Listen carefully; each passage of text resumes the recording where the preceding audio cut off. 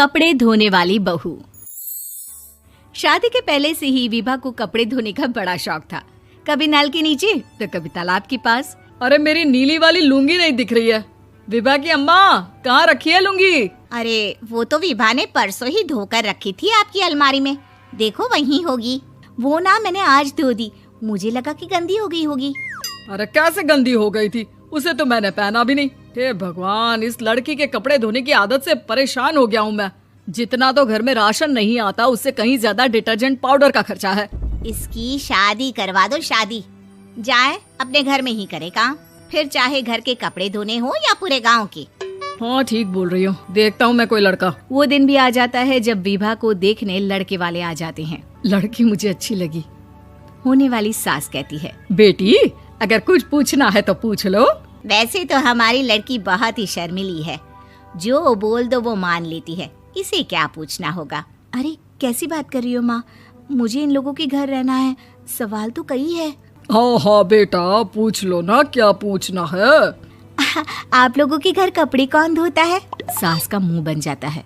देखो, अगर तुम ये कहना चाहती हो कि तुम्हें कपड़े धोने नहीं आते तो सुन लो, कपड़े मैं ही धोती हूँ, लेकिन तुम्हारे आ जाने के बाद मैं रुमाल तक नहीं धोऊंगी। अरे चुप रहना भाग्यवान, बहू बेचारी घर आई नहीं, उसे डराना शुरू कर दिया। वो क्या है ना बिटिया, अभी तक तो ये कल्लू की माँ ही धोती थी, लेकिन अब तुम्हारे पापा तो दहेज में वॉशिंग मशीन देंगे ही।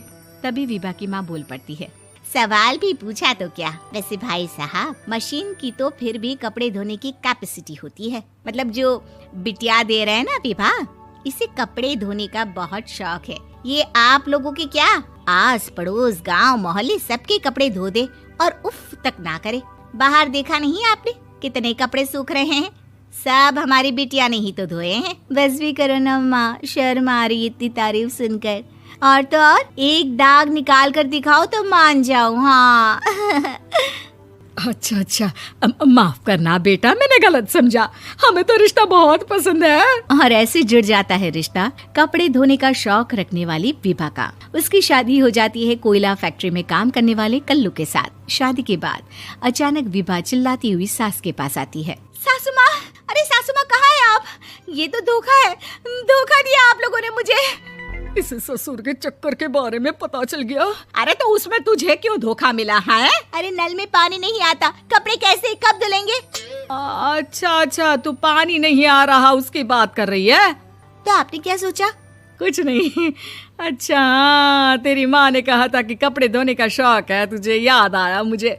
शौक बोलकर कपड़े धोने वाले मेरे जुनून को कम ना आके सासू माँ, कपड़ा धोना मेरा गुरूर है। तभी पति भी वहाँ आ जाता है। अभी मैंने इसे सनी देओल की फिल्म दिखाई है, उसी के डायलॉग मार रही है माँ। अच्छा सुन, साफ बता रही हूँ, पानी सुबह 4 से 6 और शाम को 10 से 12 आता है, समझी? विभा टाइमिंग सुनकर हैरान हो जाती है। ये क्या भूतों का मोहल्ला है? सुबह 4 बजे उठकर कौन कपड़े धोता है? 4 बजे टंकी में पानी जाता है, फिर सारा दिन धोना ना, किसने मना किया? अरे कैसी बात कर रही हैं? 200 लीटर की टंकी में कितने कपड़े धो लूंगी मैं? सुबह ही उठ जाऊंगी मैं। अब क्या था, विभा सुबह 4 से लेकर रात के 12 बजे तक कपड़े ही धोती रहती। एक रोज सास पड़ोस से निकलकर कहीं जा रही होती है कि साथ वाली कहती है, हाँ कल्लू की माँ, जरा ये बताओ कि 2 साड़ी है, 2 ब्लाउज और एक पेटीकोट और एक नाड़े वाला लंबा कच्छा। हाँ तो? अरे तो क्या, कितना लोगी धुलाई ये बताओ। धोबन दिख रहे हैं हम क्या? हमारे पति सरकारी नौकरी से अभी रिटायर हुए हैं और बेटा सुपरवाइजर है कोयला फैक्ट्री में। धोबन समझ रखा है हमें? हाय रे कल्लू की अम्मा, माफ कर दो, वो तो मोहल्ले में यही सब बता रहे थे कि तुमने बहू को कपड़ा धुलवाने के काम में लगा दिया है। सास को पड़ोसन की बात सुनकर गुस्सा आ जाता है। वो घर पहुंचती है जहां घर के बाहर ही इतने सारे कपड़े सूख रहे होते हैं जितने कि किसी धोबन के घर पर। अरे ओ कल्लू की दुल्हन, बाहर निकल। माँ जी यहीं आ जाओ, बाथरूम में चादर धो रहे हैं हम। अरे अभी हम धोते हैं, तुमको बाहर निकलो। ये आस पड़ोस वाले बोल रहे हैं कि हम बहू से कपड़े धुलवा कर उसे कपड़ा धोने वाली बना दिए हैं। अरे छोड़ो ना माँ जी, किन लोगों की बातों में आती हो? आस पास के लोगों का तो काम ही होता है कि वो किसी तरह सास बहू को लड़ा दे। बहू सारे घर के कपड़े धोती है, ये क्या कम है? बोलिए। सास को भी लग जाता है कि वो बहू का ये सनकीपन नहीं छुड़वा सकती, इससे अच्छा है कि खुद ही चुप हो जाए।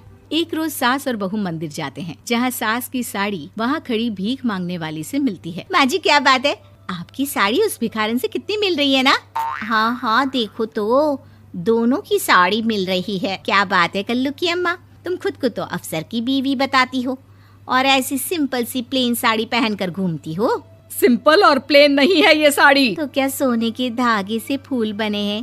कुछ भी सासू माँ, कुछ भी। हाँ बने थे इस साड़ी में सोने के धागे से फूल। मेरे पति लेकर आए थे मद्रास से स्पेशली मेरे लिए 10,000 की।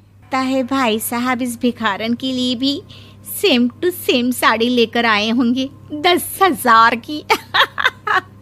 सास उस वक्त तो कुछ नहीं कहती, लेकिन बहू के साथ घर आती है और अलमारी से एल्बम निकाल कर लाती है। ये साड़ी देख रही है, ये वही साड़ी है जिसे मैंने अभी पहना था। इस साड़ी में ये जो चमकदार फूल दिख रहे हैं ना, ये सोने के धागों से काढ़े गए हैं। लेकिन तू लोकल वॉशिंग मशीन ब्रश से घिस घिस कर सारे फूलों को निकाल कर साड़ी प्लेन कर दी। मुझे माफ कर दीजिए सासू माँ। और तो और, जब मैंने तुझे तेरी गलती के लिए कुछ नहीं कहा, लेकिन तूने तो सबके सामने मेरा मजाक ही बना दिया। क्यों? बहू को समझ में आ जाता है कि अब से उसका कपड़े धोना बंद।